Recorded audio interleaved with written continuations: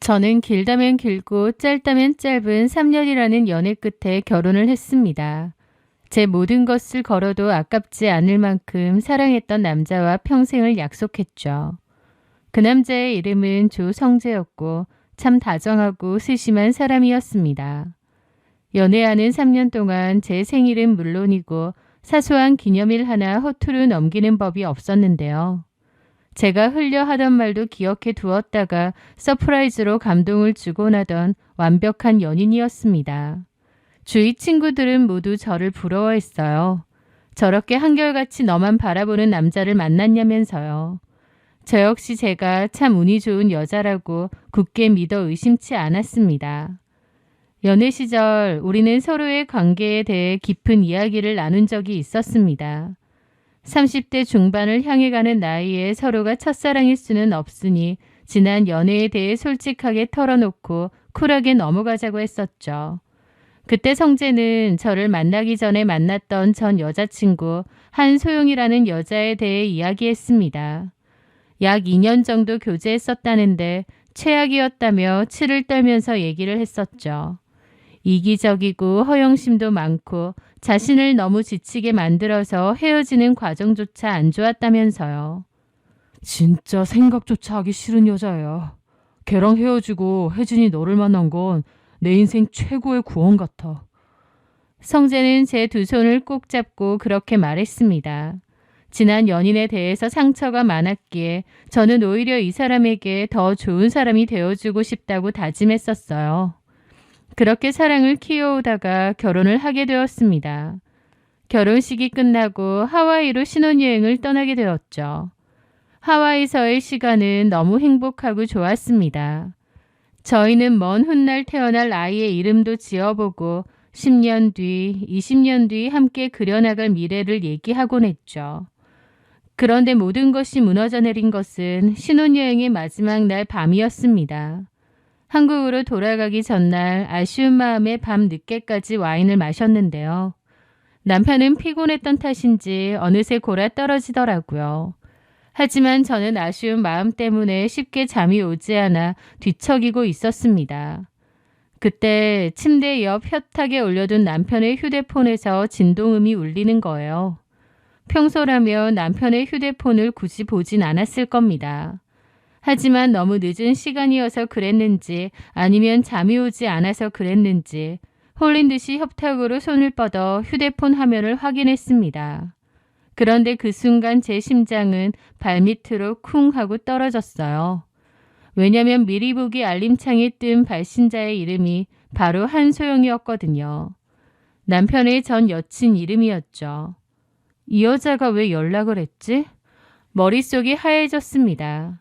그렇게 카카오톡 대화창을 열어보게 되었는데 그 짧은 시간 동안 제가 믿어왔던 이 남자에 대한 모든 게 송두리째 박살이 났습니다.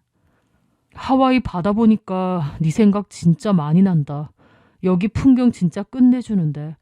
우리 예전에 신혼여행은 하와이로 가자고 했잖아. 기억나지? 그랬지. 너랑 왔으면 어땠을까? 좀 아쉽네. 와이프는 뭐 하고 있어? 피곤하다고 벌써 뻗어 자네. 밤 되니까 네 생각이 더 난다. 한국 오면 언제 볼래? 다음 주 금요일 어때? 와이프 친정 가는 날이라 저녁에 시간 됨. 나도 그때 시간 돼. 근데 우리 만나는 거 네 예비 신랑 알면 네 결혼 파토나는 거 아니야? 절대 모르게 해야지. 말이라고 하니? 그렇게 벌벌 떨면서 나는 왜 만나는데? 우리 예랑이가 모든 게 다 완벽한데 딱 한 가지. 침대에서 진짜 최악이야. 너랑 나랑은 잘 맞았잖아. 그렇긴 하지. 나도 지금 와이프보단 너랑 잘 맞아. 하여튼 우리 잘 가던 호텔 예약해둘 테니까 예쁘게 입고 와라. 신혼여행 재밌게 보내고. 둘은 호텔에서 만나자는 얘기를 아무렇지 않게 나누고 있더라고요. 이게 도대체 무슨 상황이지? 피가 거꾸로 솟았습니다. 저한테는 생각만으로도 싫다던 전 여자친구였는데 아직까지 연락하고 때로는 만나서 잠까지 자는 사이였던 거예요. 대화를 보니 이 여자도 곧 결혼을 할 예정인 것 같은데 각자 결혼할 사람을 두고 만나왔던 겁니다. 침대 위에서 곤히 자고 있는 남편의 얼굴을 보는데 오장육부가 뒤틀리더라고요. 손을 부들부들 떨며 한소영의 카카오톡 프로필 사진을 눌러보았습니다. 프로필 사진 속 한소영은 화려한 웨딩드레스를 입고 환하게 웃고 있더라고요. 남편은 보이지 않고 혼자 찍은 사진이었습니다. 기가 막혀서 헛웃음조차 나오지 않더군요. 쌍으로 이런 미친 짓거리를 즐기고 있었다니. 둘 다 인간의 탈을 쓴 악마나 다름없이 느껴졌죠. 이런 쓰레기 같은 남자와 평생을 약속하고 양가 부모님과 지인들의 축복을 받으며 결혼식을 올린 제 자신이 너무도 비참하고 처량해서 견딜 수가 없었어요.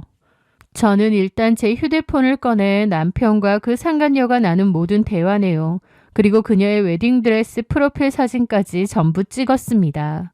손이 벌벌 떨려오더라고요. 그리고 나서 저는 그대로 남편의 얼굴에 물을 확 끼얹어 버렸습니다. 우와, 뭐야? 혜진아, 너 미쳤어? 자다가 물벼락을 맞고 기겁하며 일어난 남편을 보며 저는 휴대폰을 집어 던졌습니다. 너 당장 일어나서 어디 설명해봐. 네 전 여친이라는 한소영이랑 호텔 약속 잡았던데 이게 어떻게 된 건지 어디 설명해보라고. 그 순간 남편의 낯빛이 순식간에 백지장처럼 하얗게 질렸습니다. 혜진아, 이건 오해야. 저기 그냥 장난친 거야. 네가 말해도 말 안 되는 거 잘 알겠지? 신혼여행을 한소영이랑 왔어야 했는데 나랑 온 게 아쉽다는 게 장난이야? 잠자리는 기가 막히게 잘 맞는다는 게 장난이야? 이 쓰레기 같은 게. 제가 악에 받쳐 소리를 지르며 눈물을 쏟아내자 남편은 그대로 호텔 바닥에 무릎을 꿇고 빌었습니다. 혜진아, 내가 미쳤었나 봐. 진짜 딱 한 번. 아니, 그냥 걔가 먼저 연락 와서 대충 장단만 맞춰준 거야. 진짜야. 제발 한 번만 용서해줘. 다시는 연락 안 할게. 다시는 헛짓거리 안 할게. 남편은 손이 발이 되도록 싹싹 빌었습니다. 3년 동안 보았던 그 다정하고 젠틀했던 남자는 온데간데 없고 그저 자신의 치부가 들통나 벌벌 떠는 초라하고 역겨운 겁쟁이의 모습만 남았더군요. 나한테 손대지 마. 더러우니까. 우리 한국 돌아가자마자 당장 이혼이야. 혼인빙자 간음으로 쳐넣을 수만 있다면 쳐놓고 싶은데 법이 바뀌어서 아쉽네. 대신 위자료 청구 소송에 상간녀 소송까지 내가 걸 수 있는 소송은 다 걸 거야. 알았어? 저는 싸늘하게 남편을 밀쳐내고 밤새 제 캐리어를 쌌습니다. 남편은 밤새도록 빌고 또 빌었지만 제 마음은 이미 차갑게 얼어붙은 뒤였습니다. 다음 날 남편과 저는 한국행 비행기에 올랐습니다. 공항으로 갈 때까지도 한마디도 하지 않았고 한국으로 돌아오는 비행시간 동안에도 아무 말도 하지 않았어요. 그렇게 비참하고 괴로운 신혼여행이 또 있을까 싶습니다. 그렇게 한국에 도착해 신혼집에 들어섰고 옷만 갈아입고 나서 바로 친정으로 갈 채비를 했습니다. 남편은 현관문을 막아서며 울부짖더라고요. 혜진아, 제발 우리 부모님 아시면 쓰러지셔. 나 진짜 맹세코 다시는 안 만날게. 딱 한 번만 눈 감아주면 안 될까? 내가 평생 너한테 사죄하는 마음으로 살게. 비켜. 니네 부모님 쓰러지시는 게 내 할 바야? 당신네 아들이 짐승 새끼만도 못한 짓거리 한 거 두 분도 아셔야지. 장모님 수술 받은 지 얼마 안 되셨잖아. 이 사실 알면 놀라서 넘어가실 거야. 저는 그 말에 눈이 돌더라고요. 우리 엄마 입에도 올리지 마. 누가 그딴 짓 저지르래? 네가 그래놓고 누구 핑계야? 그래, 내가 잘못했어. 왜 남자들 결혼 전에 잠깐 딴 생각 들어서 헛짓거리 많이 한다잖아. 내가 진짜 잘못했어. 어? 남편이 하도 붙잡는 통에 일단은 친정으로 가지 않았습니다. 사실 저도 너무 혼란스러웠고 시간이 좀 필요하기도 했어요. 친정 부모님이 아시면 얼마나 놀라실까 염려도 되었고 결혼하자마자 이혼이라니 주변의 시선이 걱정되기도 했습니다. 그렇게 한 집에 있으면서도 각자 방에 들어가 있었고 저는 이 결혼 생활을 어떻게 해야 되나 고민하고 또 고민했습니다. 더 두고 볼 것도 없이 이혼은 할 건데 또 그냥 해주는 건 뭔가 억울하기도 하더라고요. 그렇게 그날은 내내 집에만 있었고 다음 날은 출근을 해야 했습니다. 마음 같아서는 당장 연차를 내고 법원으로 달려가 이혼 서류를 내고 싶었지만 일단은 시간이 좀 필요했어요. 회사로 가서 처리해야 될 일도 너무 많았고요.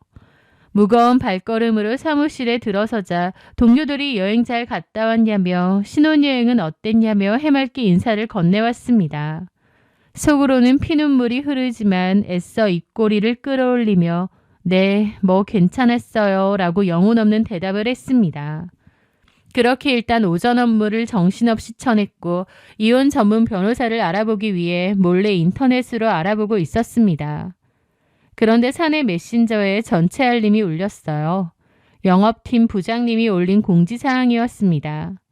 공지, 저희 회사 핵심 거래처인 성운물산의 박 이사님께서 다음 달 결혼을 합니다. 모바일 청첩장 링크 첨부합니다. 성운물산은 저희 회사의 큰 거래처 중 하나입니다. 제 업무하고도 연관이 있어서 몇 번 통화도 했었고요. 박 이사는 직함은 이사지만 저보다 3, 4살 정도 많은 사람인데요. 회사 대표의 장남이라서 이사 직함을 달고 있었습니다. 나름 업계에서는 알아주는 알짜배기 중견기업 오너의 아들인 거죠. 내 결혼은 신혼여행 갔다 와서 깨졌는데 다른 사람 결혼은 축하해주러 가야 되는구나 싶어서 씁쓸하더라고요. 그렇게 첨부된 모바일 청첩장 링크를 클릭했습니다. 그런데 신랑 신부의 이름과 얼굴을 확인하는 순간 저는 그대로 굳어버렸습니다. 신랑 박지훈, 신부 한소영. 한소영, 하와이의 그 끔찍했던 밤.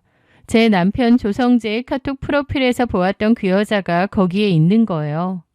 이게 무슨 운명의 장난인지 머리를 세게 얻어맞은 듯 눈앞이 핑 돌았습니다. 제 남편과 신혼여행 날까지 끈적한 문자를 주고받았던 그 상간녀가 바로 저희 회사의 거래처 대표님의 예비 며느리였다니요. 그 순간 이거 무슨 몰래카메라인가 싶은 생각까지 들더라고요. 남의 남편이랑 잠자리 파트너 짓거리를 일삼은 그 여자가 부유한 집안의 아들과 결혼해 화려한 인생 2막을 준비하고 있다뇨. 저는 또다시 분노가 치밀어 올랐죠. 단순히 이혼 서류에 도장을 찍는 것만으로는 제가 너무 억울했습니다. 내가 다 터트릴 거다. 개망신 당하더라도 똑같이 돌려줄 거다. 이를 바득바득 갈았죠. 저는 속에서 들끓는 사리를 애써 짓누르며 청첩장에 적힌 예식 날짜를 다이어리에 붉은 펜으로 표시했습니다. 정확히 한 달 뒤 토요일, 최고급 5성급 호텔 웨딩홀에서 결혼식이 열릴 예정이더군요. 그날 퇴근 후 집으로 갔더니 남편이 소파에 앉아있다가 달려오더라고요. 혜진아, 왔어.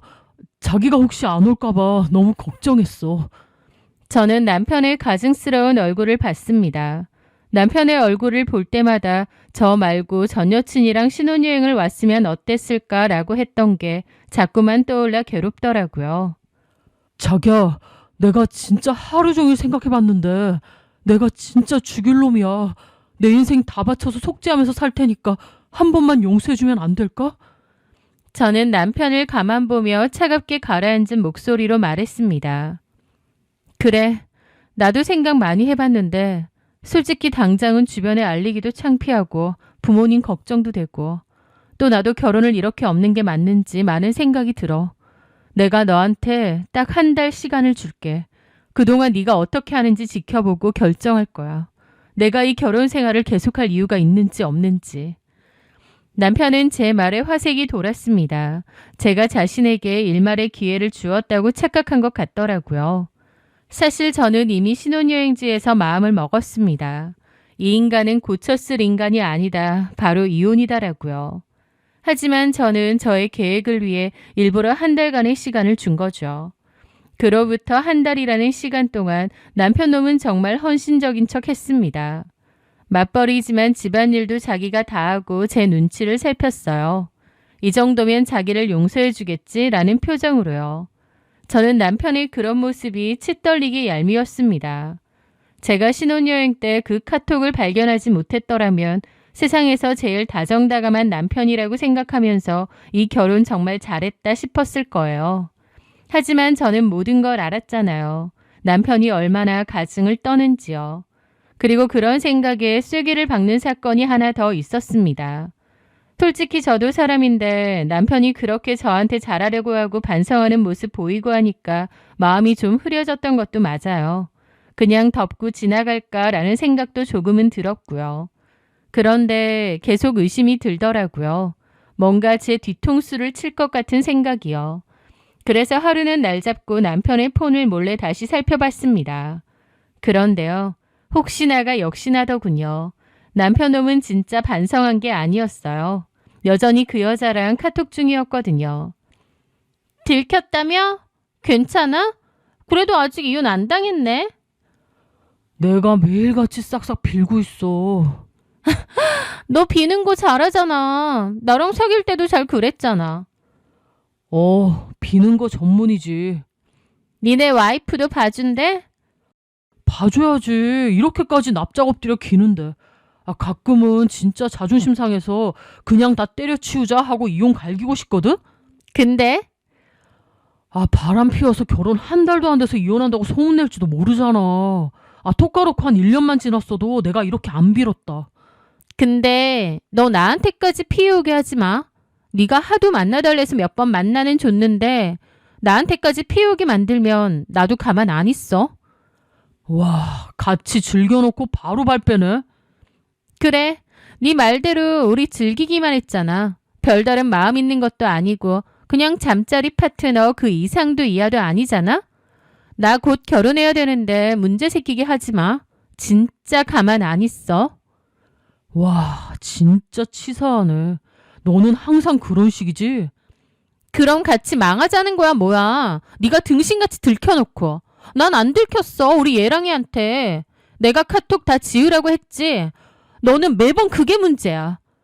알았다, 알았어. 잔소리 그만해.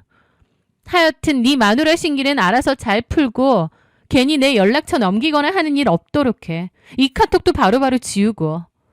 알았다고. 그걸 보는데 이제는 화도 안 나고 그냥 웃음만 나더라고요. 진심으로 사과, 개소리였습니다. 남편은 그저 눈앞의 상황만 모면하고 넘어가려는 것 뿐이었어요. 여전히 그 여자와 연락을 했고 저를 조롱했습니다. 그 여자도 남편하고 여전히 연락을 주고받으면서 자기만 쏙 빠지려고 하고요. 와, 내가 또 속을 뻔했네. 이 인간은 답도 없는 인간이구나. 이가 빠득빠득 갈리더라고요. 진짜 이 인간이랑은 이혼해야겠다. 그날만 지나면 뒤도 안 보고 이혼할 거다. 라며 마음을 단단히 먹었습니다. 저에게 보여지는 게 진심인 줄 알고 잠깐 바보같이 흔들릴 뻔했더라고요. 그렇게 한 달의 시간이 지나고 마침내 그날이었습니다. 저는 아침 일찍 미용실에 들러 헤어와 메이크업도 받았습니다. 초라해 보이고 싶지 않더라고요. 그리고 남편에게 제가 말했습니다. 당신도 정장으로 갈아입어. 오늘 우리 회사 주요 거래처 이사님 결혼식이 있거든. 우리 팀에서는 내가 대표로 가기로 했어. 나 혼자 가기 뻘쭘하니까 부부 동반으로 같이 가자. 남편은 알겠다면서 금세 일어나 옷을 갈아입더라고요. 그렇게 저희는 차를 타고 강남의 5성급 호텔로 향했습니다. 남편이 뭐라 떠드는데 들리지도 않았습니다. 제 계획만 생각하느라요. 그렇게 호텔 지하주차장에 차를 세우고 나란히 엘리베이터에 올랐습니다. 축하 하완이 빈틈없이 도열해 있고 생화장식이 잔뜩 되어 있는 크고 고급스러운 홀이었어요. 와, 여기 진짜 비싼 곳인데. 자기네 거래처 사장 아들이라고 했지? 저는 대꾸 없이 일단 갔습니다. 그런데 남편의 발걸음이 돌뿌리에라도 걸린 듯 멈칫하더라고요. 신부 이름과 사진을 보게 된 것이죠. 남편의 입에서 바보 같은 앓는 소리가 새어나왔습니다. 저는 코웃음 치며 남편을 봤죠. 왜? 너 여기... 저는 남편이 도망가지 못하게 남편 팔짱을 꽉 끼고 움켜쥐었습니다. 왜? 시간 없어. 얼른 신부 대기실부터 가서 인사하자. 혜진아, 너 왜 이래? 나 못 들어가. 왜? 신부 아는 사람이야? 야, 너 진짜 왜 이래? 그때였습니다. 누군가 이 계장님이라고 하더라고요. 고개를 돌려보니 바로 박 이사였죠. 상간녀 오늘 결혼할 그 예비 신랑이요. 안녕하세요, 이사님. 여기까지 와주셨네요. 네, 저희 회사에서도 축하드리러 와야죠. 결혼 너무 축하드려요. 예식장이 너무 예쁜데요. 감사합니다. 남편은 옆에서 완전 얼어붙어 있더라고요. 뭐해, 인사 안 하고. 안녕하세요. 최 계장님 남편분이시구나. 안녕하세요. 최 계장님도 결혼 얼마 전에 하셨다고 했던 것 같은데. 네, 한 달 전요. 완전 신혼이시네요. 그쵸? 신부 대기실이 이쪽인가요? 예, 신부 얼굴 한번 보러 가야겠다. 이사님, 결혼 너무 축하드리고, 그리고 회사에서 보낸 축의금이랑 별도로 제가 드릴 게 있거든요. 저한테요? 뭘요? 나중에 따로. 예, 이사는 어리둥절해 하더라고요. 그렇게 저는 웃으며 남편과 함께 신부 대기실로 갔습니다. 남편은 도살장에 끌려가는 돼지처럼 버티는데 저도 억지로 잡아 끌고 신부 대기실로 들어갔어요. 방 안쪽의 화려한 소파 위에는 다소곳이 앉아있는 한소영이 보였습니다. 주변에는 그녀의 친구들인지 잔뜩 꾸민 여자들이 모여서 연신 너무 예쁘다며 사진을 찍고 있었죠. 그런데 수많은 인파 속에서 저와 조성재를 발견한 한소영의 미소가 기괴하게 일그러지며 그대로 멈춰버렸습니다. 한소영은 반쯤 혼이 나간 표정으로 제 남편과 제 얼굴을 번갈아 보더라고요. 그 와중에 남편은 제 팔을 뿌리치길래 저만 들어갔습니다. 안녕하세요, 신부님. 결혼 정말 진심으로 축하드려요. 제가 낭낭한 목소리로 인사를 건넸습니다. 한소영은 얼굴이 질려서 아무 말도 못하고 눈만 굴리더라고요. 저 누군지 모르시죠? 저 박 이사님 회사 거래처 직원이자 조성재 씨 아내예요. 저는 사진을 찍는 것처럼 옆에 앉아서 작게 소근대며 말했습니다. 우리 남편이랑 헤어진 지가 언젠데 아직도 종종 만난다면서요? 침대 위에서 궁합이 그렇게 잘 맞는데 왜 헤어졌을까? 그냥 결혼하지. 그 여자는 얼굴에 핏기가 하나도 없는 사람처럼 질리더라고요. 그때 사진기사가 묻더라고요. 사진 찍으실 건가요? 네. 신부님과는 어떤 관계시죠? 친구신가요? 아니요. 친구보다 더 가까운 관계요. 예. 그럼 가까이 붙으시고. 신부님, 좀 웃으세요. 왜 이렇게 얼어붙어 있으세요? 저는 한소영 옆에서 말했습니다. 웃으세요, 활짝. 좋은 날이잖아요. 그렇게 저는 사진까지 찍었습니다. 맞다. 박 이사님한테 줄 거 있는데 그거 드리고 가야겠다. 뭘 준다는 거예요? 글쎄요. 그렇게 저는 밖으로 나왔습니다. 그리고 박 이사를 향해 걸어가는데 한소영이 갑자기 신부 대기실에서 뛰쳐나와 저를 붙잡더라고요. 신부 대기실에서 신부가 뛰쳐나오니 사람들 다 놀라서 쳐다봤죠. 저기요. 이러지 마세요. 나중에 저랑 따로 얘기하죠. 뭘요? 왜 이러세요? 저 멀리서 박 이사도 놀라서 오는 겁니다. 소영아, 왜 이래? 제가 박 이사님한테 할 얘기가 좀 있다고 하니까 갑자기 뛰쳐나오던데요. 둘이 아는 사이예요? 저는 모르는데 아내 되실 분은 저를 아시나 봐요. 박 이사도 황당해서 한소영을 보더라고요. 한소영은 뒤에 멀거니 서 있는 제 남편을 힐끗 노려보더니 저한테 그랬죠. 오빠, 이 여자 미친 여자야. 이 여자 제정신 아닌 것 같아. 갑자기 저한테 미친 여자라는 겁니다. 너무 당황했는지 무리수를 제대로 두더라고요. 너 왜 이래? 우리 거래처 직원분이셔. 미친 여자 같아. 막 헛소리하고 내 결혼식에서 당장 꺼져요. 야, 소영아, 왜 그래? 꺼지라고. 신부 대기실 와서 이상한 소리하고 그러잖아. 직원 불러서 쫓아내라 그래. 무슨 말을 하는데? 그 말에는 아무 말도 못하더라고요. 저는 피식 웃었죠. 말해보세요. 제가 뭐라고 했는데요? 한소영은 말도 못하고 얼굴만 시뻘개지더라고요. 소란이 일자 하객들이 하나둘 몰려들었습니다. 한소영도 어쩔 줄 몰라 하고요. 이쯤 되니 저는 굳이 내 입을 더럽혀가며 진흙탕 싸움을 할 필요가 없다는 생각이 들었습니다. 저는 당당한 얼굴로 말했죠. 결혼 축하드린다고 말했는데 갑자기 이러시네요, 박 이사님. 저는 먼저 가볼게요. 아무래도 제가 그냥 가는 게 나을 것 같아요. 그렇게 저는 박 이사와 그 여자를 놔두고 혼자 나갔습니다. 사실 제가 생각한 복수는 따로 있었어요. 신부 대기실에 올라가기 전 축의금 접수대에 들러 봉투 2개를 냈습니다.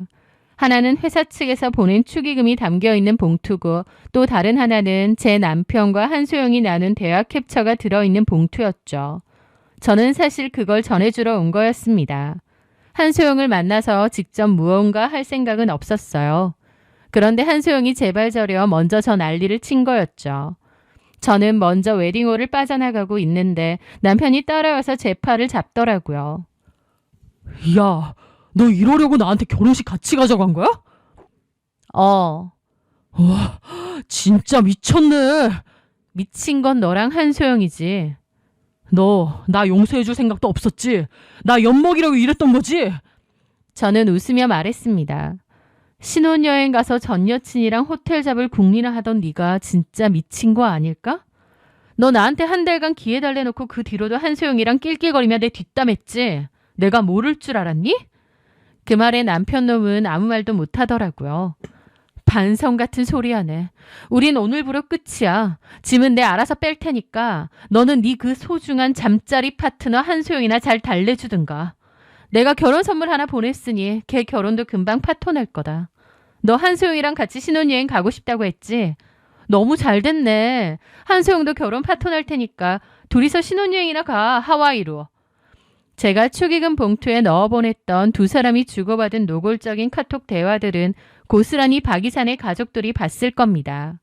한소영이 예비 신랑의 잠자리 능력까지 비하하며 제 남편하고 놀아났다는 사실까지도요. 박이산의 집안에서는 즉각 파혼을 선언했습니다. 그리고 제 남편과 한소영을 상대로 거액의 위자료 소송을 걸었다더군요.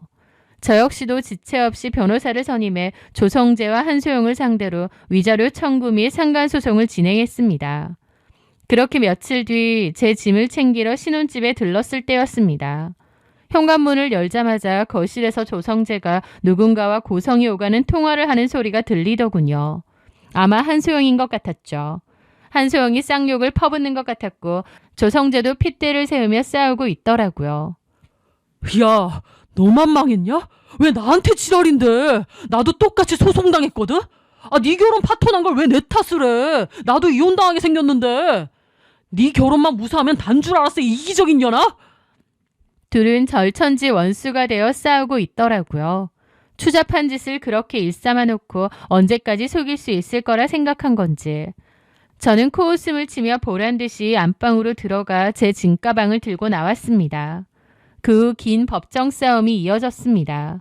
두 사람은 서로에게 책임을 떠넘기며 비굴하게 굴었지만 다 소용없는 짓이었어요. 뭐라고 변명하든 둘 다 그저 상간남, 상간녀일 뿐이었으니까요.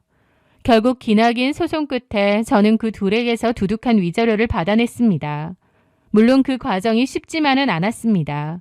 게다가 믿었던 사람에 대한 배신감과 신혼여행의 악몽은 문득문득 저를 괴롭히기도 했죠. 하지만 저는 피해자였기에 숨지 않았습니다. 제가 움츠러들어야 할 이유가 없다고 생각했거든요. 누군가 제게 신혼여행의 악몽에 대해 묻는다면 저는 이제 이렇게 대답할 겁니다. 재활용도 안 되는 쓰레기를 아주 일찍 그리고 가장 확실하게 걸러낼 수 있었던 신의 한 수였다고요. 이제 저는 제 손에 쥐어진 위자료와 홀가분한 마음을 가지고 보란듯이 제 인생을 당당하게 살아갈 생각입니다. 제 사연 들어주셔서 감사합니다.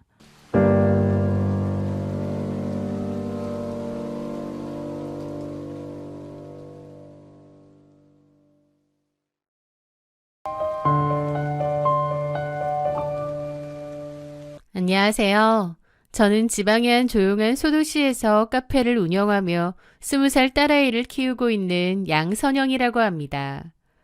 폭풍이 지나간 뒤 잔잔해진 바다처럼 평온한 일상을 보내고 있지만 2년 전까지만 해도 저는 제 인생 자체가 통째로 부정당하는 지옥 같은 시간을 보내야만 했습니다. 제 비극의 시작은 20년 전으로 거슬러 올라갑니다. 20년 전 저는 지역은행에서 근무하던 평범한 직장인이었습니다. 그러다 남편 오창욱을 만났어요.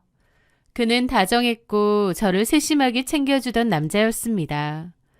그렇게 연애 중에 덜컥 아이가 생겼고 저희는 축복 속에 부랴부랴 결혼식을 올렸습니다. 아이를 키우며 은행을 그만두고 전업주부로 살았어요. 남편은 대기업 부장인데다 따로 주식으로도 돈을 잘 굴리는 편이었어요. 그랬기에 형편은 여유가 있는 편이었지만 아이가 커갈수록 저도 뭔가를 하고 싶더라고요. 그러다가 45이 넘어 제 오랜 꿈이었던 작은 카페를 차리기로 마음을 먹었죠. 남편에게 말하니 좋은 생각이라며 적극적으로 도와주기도 했습니다. 저는 바리스타 학원을 다니면서 커피 공부를 하고 카페에 쓰일 소품, 찻잔도 모두 발품을 팔아가며 정성스러운 마음으로 카페를 차렸습니다. 커피 맛이 좋다고 입소문이 났고 꾸준히 단골 손님도 많이 찾아주는 동네 사랑방 같은 곳이 되었죠. 사람들은 저에게 부러울 게 없는 인생이라고 하더군요. 대기업 다니면서 돈 잘 버는 남편에 장사 잘 되는 카페를 운영하고 외동딸인 진아는 공부도 잘하고 성격도 고닫으니까요. 주변에선 저보고 참 속편하고 평탄한 인생이라고 했었고 사실 저도 제가 그런 줄 알았습니다. 인생에서 누구나 겪는 풍파나 어려움이 마치 저는 다 비켜가는 듯 했어요. 그런데 마치 그게 한꺼번에 몰려오는 듯 제 인생을 쥐고 흔드는 사건이 생겼습니다. 사건은 딸아이가 고등학교 2학년 18살이 되던 해에 터졌습니다. 어느 주말 오후 집안 창거리를 사러 근처 마트에 들렀을 때였어요. 평소와 다름없는 일상이었죠. 그런데 제가 사야 되는 물건이 없는 거예요. 그냥 포기하고 다른 걸 해먹을까 하다가 어쩐지 다른 마트에 가서라도 사야겠다는 생각이 들더군요.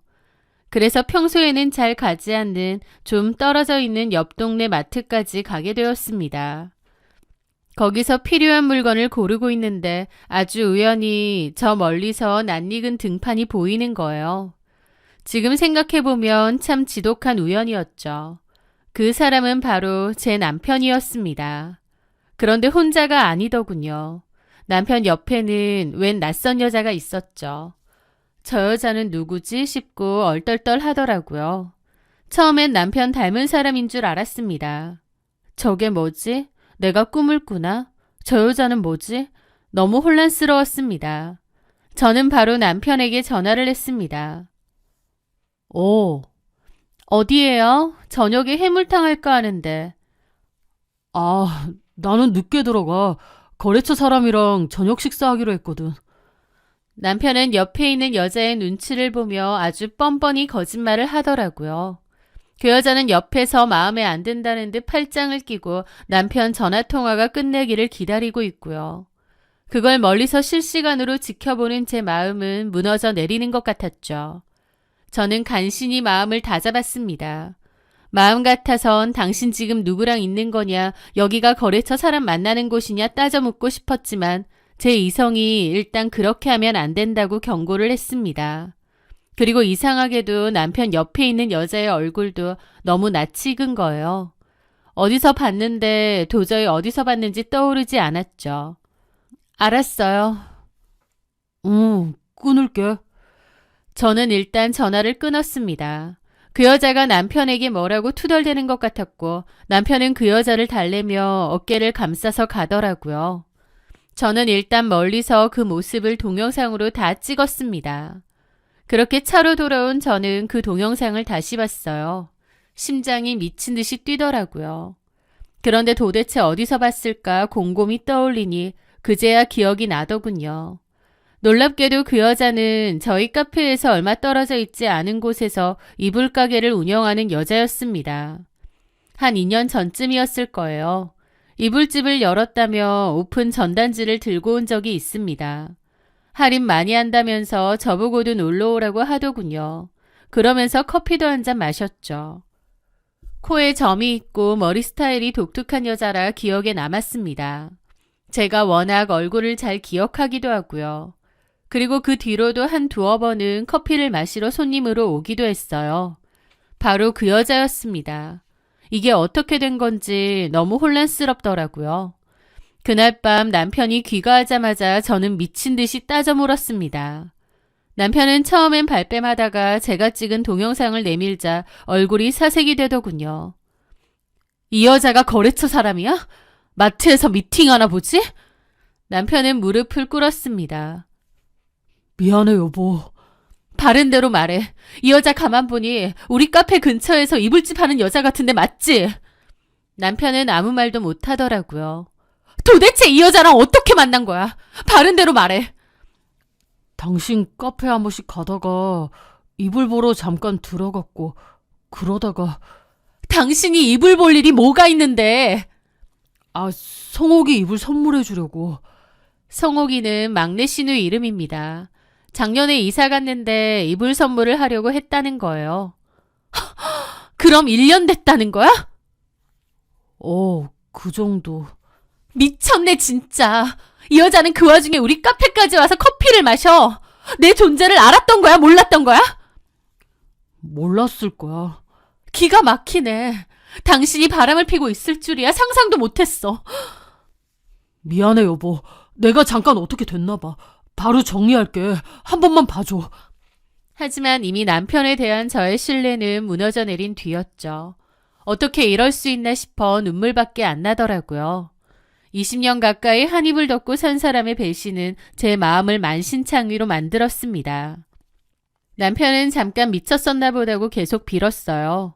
저는 고민을 했죠. 이 결혼 생활을 계속 유지해야 되나 말아야 되나로요. 가장 큰 고민은 역시 아이 때문이었습니다. 아이도 한창 대학 입시 준비 중이라 바쁠 때인데 괜히 부모가 이혼한다고 하면 너무 큰 혼란을 주는 게 아닐까 싶었거든요. 또 하나는 저 역시도 20년 가까이 아무 문제 없었던 가정을 깨야 된다는 게 쉬운 일이 아니었습니다. 남편이 딱 1년 됐다고 하니까 그 정도면 내가 모른 채 해줘야 되는 걸까 싶기도 했어요. 그냥 넘어가 줄까 아니면 아이 대학 갈 때까지만 일단 참아볼까. 정말 수많은 고민을 하며 잠도 못 이뤘죠. 왜 남편이란 인간은 바람을 피워서 나를 이렇게 힘들게 하나. 남편이 죽도록 미워졌습니다. 제가 갈팡질팡 하던 사이 남편은 제 앞에서 또 빌다가 그 여자에게 전화도 했습니다. 그러더니 그 여자에게 우리 이제 그만 만나. 내가 잠깐 어떻게 된 것 같아. 다시는 서로 연락하지 말자. 그러면서 전화를 끊더라고요. 솔직히 제 앞에서 그러는 것도 너무 생쇼 같았습니다. 하지만 어쨌든 제 마음은 딱 한 번만 눈 감아줄까로 기울어져 가고 있었어요. 저에게도 이혼이라는 건 쉽지 않았으니까요. 그런데 바로 며칠 뒤 알게 되었습니다. 남편이 저에게 했던 거짓말이 한두 개가 아니라는 것을요. 남편이 그 여자에게 전화를 걸었던 일이 있고 얼마 뒤였습니다. 카페에 멍하니 있는데 어떤 여자가 들어오더라고요. 그런데 놀랍게도 그 이불집 여자였습니다. 아주 뻔뻔한 얼굴로 들어오더라고요. 저는 단박에 그 여자를 알아봤죠. 그 여자가 그러더군요. 오창욱 씨 부인이죠? 안녕하세요. 저는 조민정이라고 해요. 저 누군지 아시죠? 여기가 어디라고 와요? 나가요. 할 얘기 있어서 왔어요. 나는 당신하고 할 얘기 없어. 당신 저 길 건너에서 이불집 하지. 이 동네에 소문 다 내줄까? 그런데 그 여자가 더 뻔뻔하게 나오더라고요. 무슨 소문? 당신 남편이랑 내가 18년 넘게 같이 살았다는 소문? 네 봐. 남편이 18년 동안 바람 피우는 것도 모르는 무심한 여자가 당신인데 당신 얼굴에도 침 뱉기지.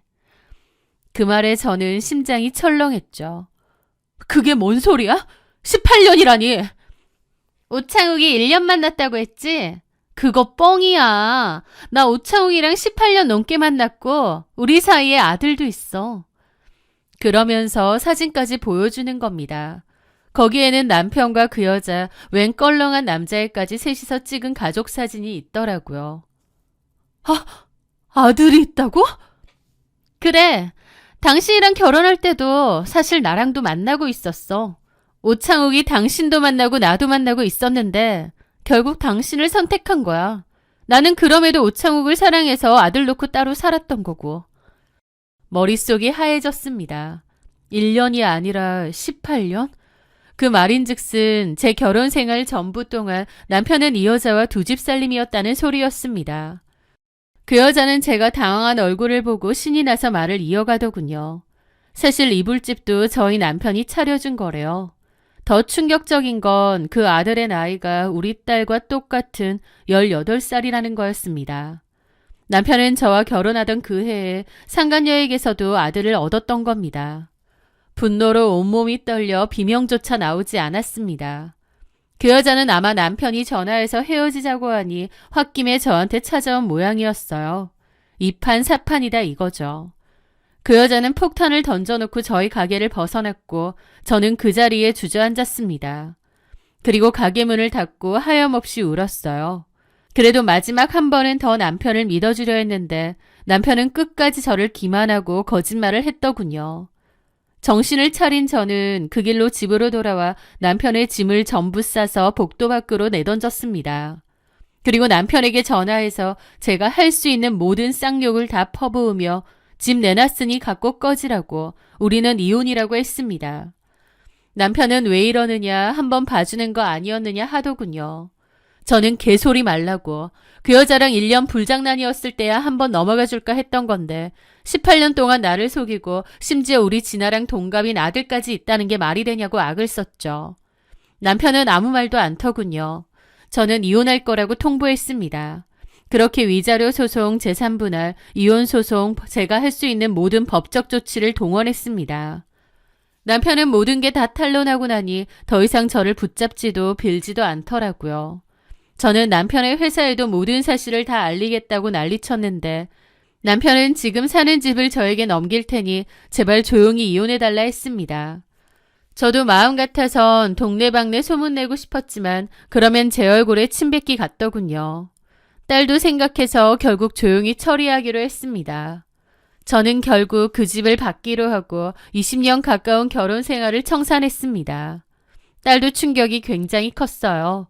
저는 딸에게 최대한 둘러 말했는데도 딸이 워낙 눈치가 빨라서 혹시 아빠가 바람핀 거냐고 하더라고요. 저는 어차피 알게 될 거 굳이 속이고 싶지 않아 그렇다고 했습니다. 딸도 아빠에 대한 배신감이 정말 컸어요. 그 시기는 딸도 저도 너무 힘들었습니다. 하지만 저희는 서로를 의지하며 잘 버텼습니다. 저는 살던 아파트를 내놓았어요. 환경을 좀 바꾸는 게 딸을 위해서도 좋을 것 같았거든요.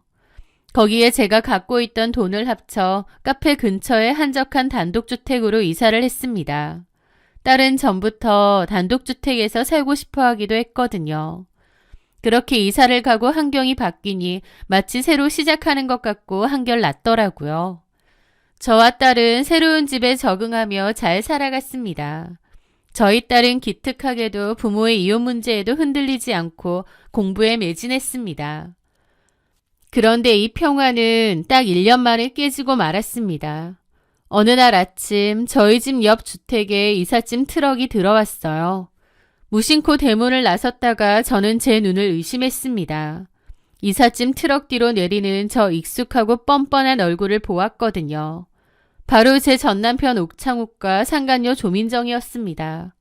운명의 장난인지 아니면 저것들의 악의인지 제 옆집으로 이사를 온 것이었어요. 나중에서야 알고 보니 조민정은 저에 대한 질투가 병적인 수준이었습니다. 본처에 대한 첩의 질투라고나 할까요? 제가 카페를 하니 자기도 사업차를 가져야겠다며 남편을 들볶아서 이불집을 한 거였고 제가 단독주택으로 이사했다는 소문을 듣자 자기도 똑같은 동네에 단독주택에 살아야겠다며 전남편을 졸라댄 것이었습니다. 저랑 전남편은 이미 이혼을 해서 이제 남남인데도 저에 대한 집착인지 뭔지 기어코 옆집으로 이사를 온 것이었죠. 이쯤 되면 조민정도 정신병자가 아닌가 싶고 가잔다고 가는 전남편 놈도 제정신은 아닌 듯 했습니다. 심지어 전남편은 저랑 이혼하면서 집도 저한테 넘기고 재산도 얼마 안 남았는데 무리해서 대출까지 땡겨 전원주택으로 온 거더라고요. 하여튼 저는 기야말 노릇이었는데 조민정은 뻔뻔하게 그러는 겁니다. 어머, 안녕하세요. 이거 정말 어이없는 우연이네. 조민정은 일부러 오창욱의 팔짱을 꽉 끼며 제 앞으로 다가왔습니다. 전 남편 오창욱은 민망한 듯 고개를 숙였지만 조민정은 기세 등등했습니다. 많고 많은 집 중에 굳이 여기로 이사 온 저희가 뭐야? 저희는 무슨 여기가 당신 땅이야? 뭐라고? 어이가 없어서 실소도 나오지 않았습니다. 저는 나중에 전 남편에게 전화해 따졌더니 전 남편도 미안하다고, 조민정이 하도 우겨서 자기도 어쩔 수 없이 왔다면서 조용히 살겠답니다. 그것도 얼마나 머저리 천치 같던지요.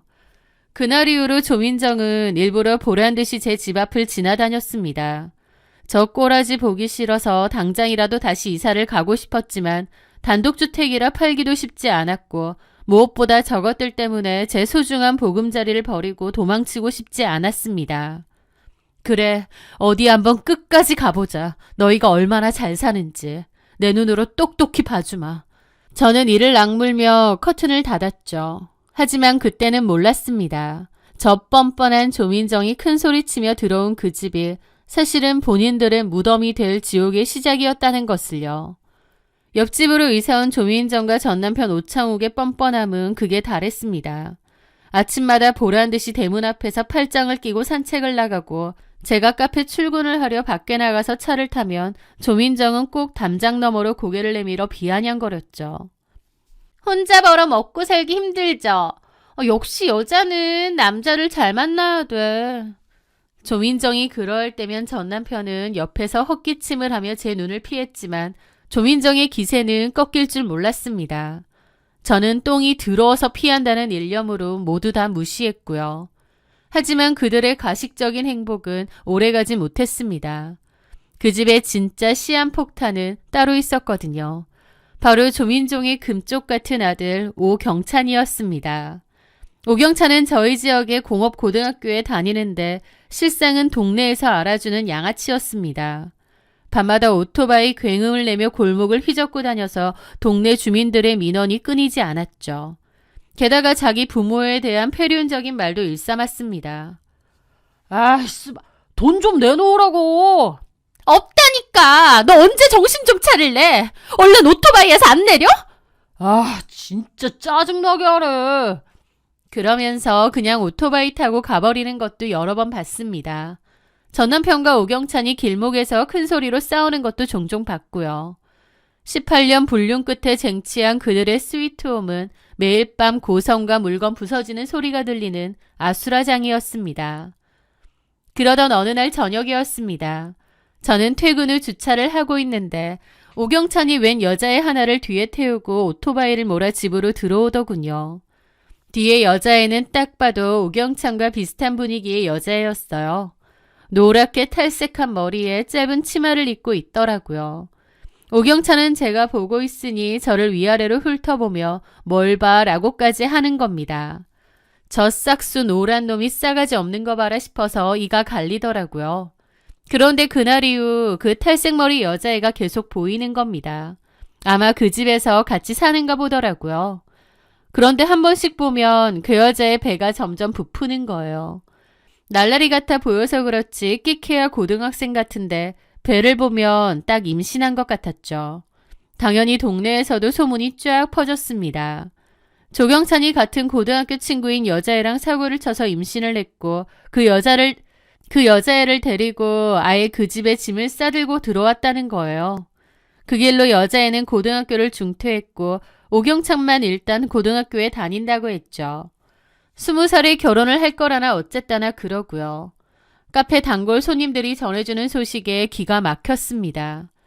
그러다 옆집이라 자주 보게 됐는데 그 아들내미가 데리고 온 탈색머리 여자애는 상간녀 조민정보다 한술 더 뜨는 보통 내기가 아니었습니다. 조민정하고 툭하면 싸우나 보더라고요.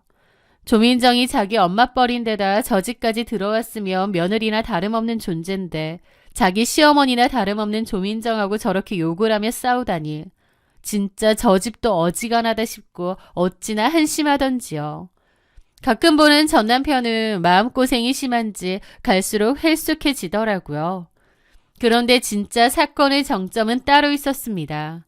조민정과 전 남편의 아들인 그 문재야 오경찬이 임신한 여자애는 집에다 데려다 놓고 다른 여자애랑 바람을 피우다 걸렸다는 거예요. 그런데 오경찬이 임신한 여자애한테 너랑 같이 안 살고 싶으니 집에서 나가달라고 한 모양이었습니다. 아직 고등학생밖에 안 된 새파랗게 어린 놈이 동급생 여자애 임신시켜서 집에 데려다 놓은 것도 모자라 또 다른 여자애랑 바람을 피우고 임신한 여자애한테는 헤어지자고 했다뇨. 막장도 이런 막장이 없었고 싹수가 노랗다 못해 아예 썩었더라고요. 그 일로 온 동네 발칵 뒤집어졌습니다.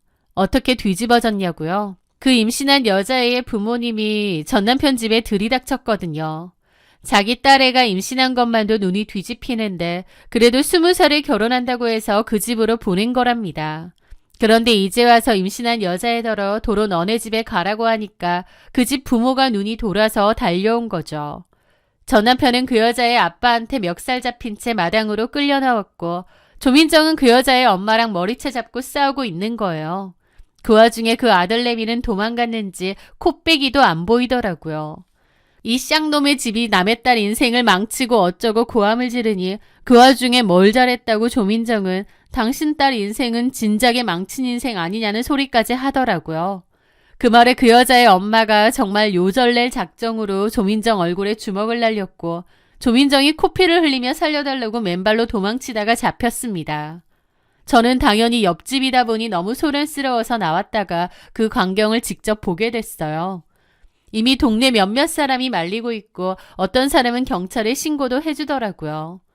저는 솔직히 더 흠씬 두들겨 맞게 냅뒀으면 하기도 했는데 경찰이 생각보다 금방 왔습니다. 경찰 사이렌 소리가 들리고 나서야 그 난장판은 겨우 진정되었습니다. 하지만 그게 끝이 아니었습니다.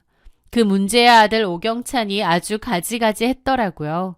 여자 문제도 모자라 인터넷 불법 도박까지 손을 댄 모양이었습니다. 어떻게 낳아도 그렇게 구석구석 문제아인 애를 낳은 건지. 결국 전 남편은 살고 있는 집 담보대출금까지 받아서 아들 불법 대출 받은 돈을 갚은 모양이었습니다. 그 뒤로 조민정이랑 이혼 얘기가 오가다가 이사를 다시 간다고 하더군요. 전 남편이 술을 잔뜩 먹고 저에게 전화해서 울면서 모두 다 얘기하길래 저는 모든 사정을 속속들이 다 알게 되었어요. 전 남편은 조민정이랑 애초에 만난 것도 아들을 낳은 것도 죽도록 후회한다고 하더라고요. 저랑 결혼해서 평탄하고 평온하던 자기 인생이 다 망가져 버렸다고요. 제 입장에선 참 기가 막히고 어이없는 푸념이었죠. 누가 바람피라고 억지로 시켰나요? 지가 20년 가까이 저를 속여놓고 이제 와서 저러는 겁니다. 저는 욕지거리가 나오는 걸 참고 일단 그 얘기를 다 들어주었습니다. 망했다는 얘기 직접 하는데 속이 다 고소해서요. 그리고 나서 그랬죠. 얘기 다 끝났어? 속이 다 시원하네. 나한테 그런 얘기를 하는 이유가 뭔데? 선영아, 나 진짜 후회한다. 그래, 후회해야지. 평생을 후회 속에 살아야지. 사람을 18년 넘게 바보 등신 만들어놨으면 너도 똑같이 처절한 후회 속에서 살아가야 되지 않겠어? 선영아, 너는 네가 뿌린 씨앗이 그렇게 된 건데 누굴 원망하고 후회할 일이 있어.